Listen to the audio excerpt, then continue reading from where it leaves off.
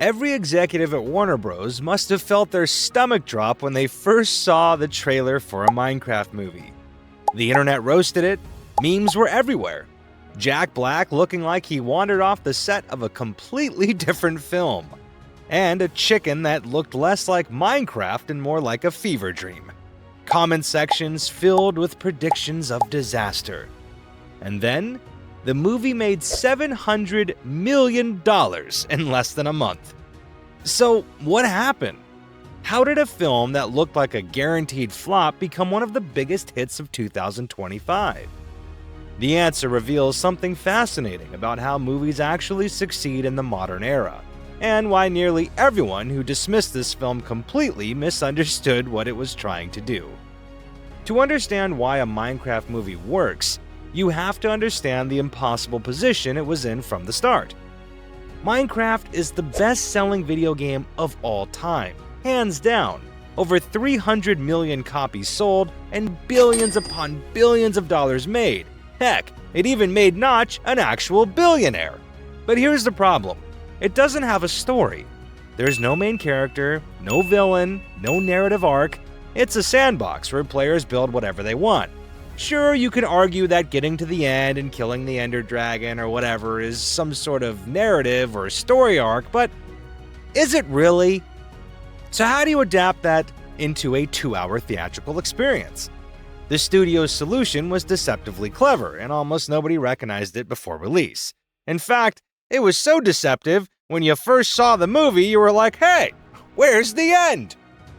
Director Jared Hess, the filmmaker behind Napoleon Dynamite and Nacho Libre, 2 of the greatest movies ever made, understood something crucial. You cannot make a serious Minecraft movie. It's gotta be fun. The game's appeal is absurdity. Players punch trees, they fight zombies with wooden swords, they build mansions next to lava pits for no reason whatsoever. Any attempt to treat this world with dramatic weight would feel ridiculous. So Hess leaned into that ridiculousness completely.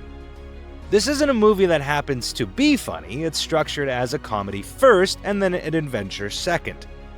The plot about a family getting sucked into the Minecraft dimension exists mainly as a framework for visual gags, Jack Black improvisation, and set pieces that recreate the chaos of actual gameplay. The trailer everyone mocked? It was showing exactly what the movie would be. Audiences just didn't realize that was the point. Alright, let's talk about Jack Black as Steve. The casting seemed bizarre initially. Steve in the game is a silent, blocky avatar. Jack Black is one of the most physically expressive, vocally distinctive performers alive. How could that possibly work? It works because Black isn't playing Steve as a character. He's playing Steve as a concept. The idea of someone who's been living inside a video game long enough to completely lose touch with normal human behavior. Black brings the same energy he brought to School of Rock and Kung Fu Panda. Total commitment to absurdity without a single wink at the camera. He's not making fun of the material, he believes in it completely, and that sincerity is what makes the comedy land. There's a sequence midway through the film where Steve teaches the family how to craft weapons. Black delivers instructions about punching sheep for wool with the same intensity other actors bring to dramatic monologues. It shouldn't work, but it absolutely works. The film's visual approach received the most criticism before release, and represents its most interesting creative gamble. Early video game adaptations like the 1993 Super Mario Bros. Movie failed partly because they tried to translate game aesthetics into live-action realism, which never works, ask Netflix. The results felt like betrayals of the source material. Modern adaptations have learned a different lesson. Detective Pikachu kept Pokémon designs recognizable while adding realistic textures. Sonic the Hedgehog maintained the character's cartoonish proportions. The Super Mario Bros. Movie went fully animated. A Minecraft movie attempts something harder, placing live-action humans into environments that maintain the blocky geometry of the game, while adding enough texture and depth to feel cinematic. Does it look weird? Absolutely, but I've also found it to be totally beautiful. But that weirdness is thematically appropriate. The whole premise is that these characters have entered a world that operates by different rules.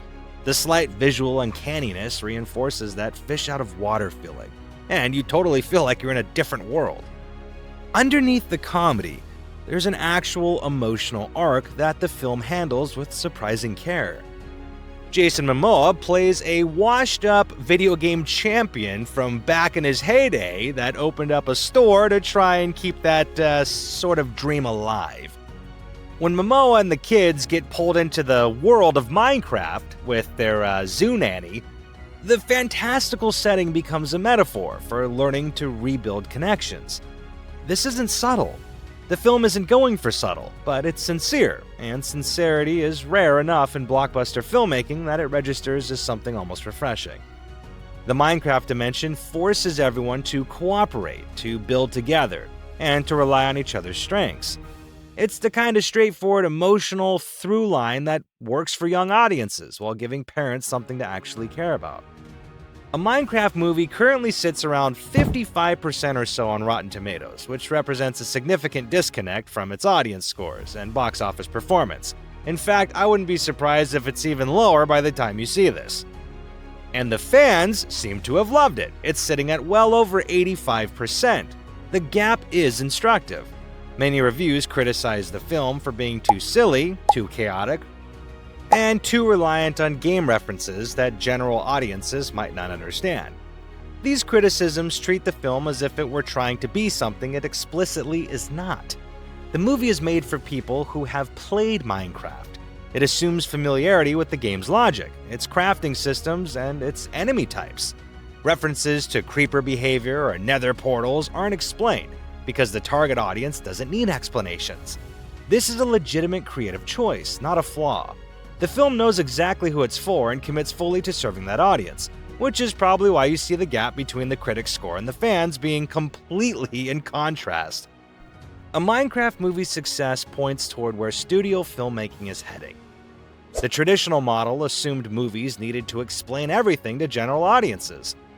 However, modern IP adaptations are increasingly comfortable assuming prior knowledge, trusting that built-in fan bases are large enough to sustain theatrical runs. We've seen this with Five Nights at Freddy's and Minecraft movie. This is the same logic that made the Super Mario Bros. Movie work. That film barely explains who Mario is or why he's fighting Bowser. It trusts that audiences already know and uses that familiarity to skip straight to spectacle and fan service, which also kind of connects to the viewer because they're not learning things that they already know. They kind of just get to experience the world based on the knowledge they've already acquired. The gamble is that cultural ubiquity has replaced traditional exposition. When your source material has been played by hundreds of millions of people, you don't need to introduce anything, you just need to deliver. Beyond Jack Black, the cast commits fully to material that could easily feel embarrassing. Jason Momoa demonstrates comedic timing that his action roles rarely showcase. Emma Myers, coming off her success in Wednesday, brought the same deadpan energy that made her a breakout. Playing the sister that has become mother after the passing of their mom, and someone deeply unimpressed by magical circumstances. The ensemble understands that the comedy requires straight-faced delivery. Nobody's mugging or overselling. They're playing absurd situations with complete sincerity, which is far more difficult than it appears.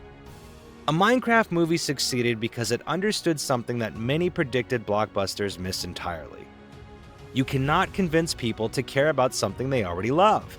You can only show them that you love it too. Every creative choice, from the visual style to the casting to the comedic tone, demonstrates genuine affection for what makes Minecraft special. The chaos, the creativity, the complete freedom to build whatever ridiculous thing comes to mind. The film doesn't try to be important. It tries to be fun in the specific way that playing Minecraft is fun, full of unexpected discoveries, silly moments, and the satisfaction of building something that didn't exist before. That turns out to be exactly what audiences wanted. Whether this represents a model for future video game adaptations or a singular success remains to be seen, but as we've seen with Five Nights at Freddy's, maybe they're onto something. But for now, a Minecraft movie stands as evidence that the internet's prediction abilities remains unreliable, and that sometimes the movie everyone expects to fail is exactly the movie people have been waiting for.